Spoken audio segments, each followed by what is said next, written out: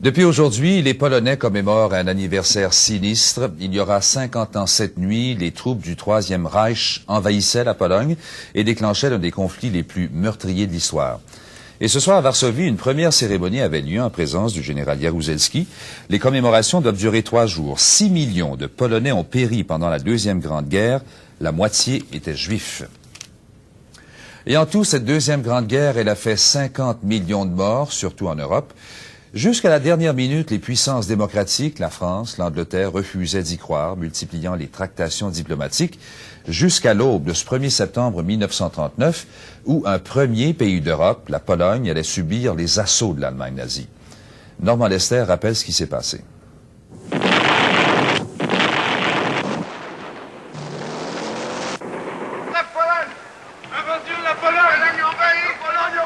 Le matin du 1er septembre 1939, les camelots à travers l'Europe annoncent sans le savoir le début d'un conflit qui, en 6 ans, va faire 50 millions de morts.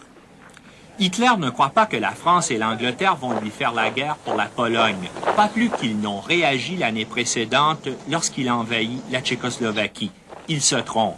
Le 2 et le 3 septembre, la Grande-Bretagne et la France, qui avaient garanti la sécurité de la Pologne, déclarent la guerre à l'Allemagne. Les deux pays mobilisent. La paix n'aura duré que 20 ans, le temps qu'il faut pour faire un soldat. Au mois d'août, une mission militaire franco-britannique s'est rendue à Moscou pour solliciter l'alliance de l'Union soviétique. C'était peine perdue. Russes et Allemands étaient déjà de connivence. Le 23 août, le ministre des Affaires étrangères d'Allemagne, Ribbentrop, signe à Moscou un pacte de non-agression avec la Russie soviétique. Staline donne carte blanche à Hitler en Europe de l'Est, à condition que son ennemi mortel lui laisse quelques morceaux intéressants. En Pologne, comme en France quelques mois plus tard, les Allemands utilisent une nouvelle forme de guerre, le Blitzkrieg, la guerre éclair. Plutôt que d'utiliser les chars pour appuyer l'infanterie, les Allemands les regroupent en de puissantes unités qui sont utilisées comme fer de lance en étroite coordination avec l'aviation d'attaque.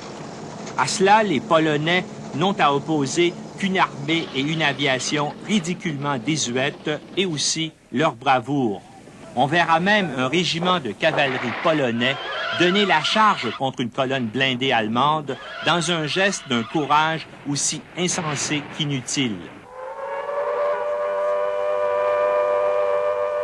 Utilisant aussi la technique qu'ils avaient développée à Guernica durant la guerre civile espagnole, les Allemands soumettent Varsovie à des bombardements dans le seul but de terroriser et de soumettre la population.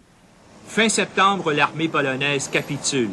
Nazis et communistes se partagent le pays. Dans leurs zones d'occupation respectives, les polices secrètes allemandes et soviétiques procèdent à l'exécution de milliers d'officiers polonais faits prisonniers. La France et l'Angleterre ne font rien.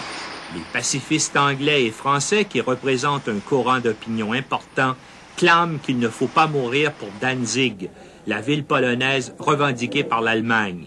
Ils n'avaient qu'à bien se tenir. L'année suivante, ce serait à leur tour. Normand Lester, à Ottawa.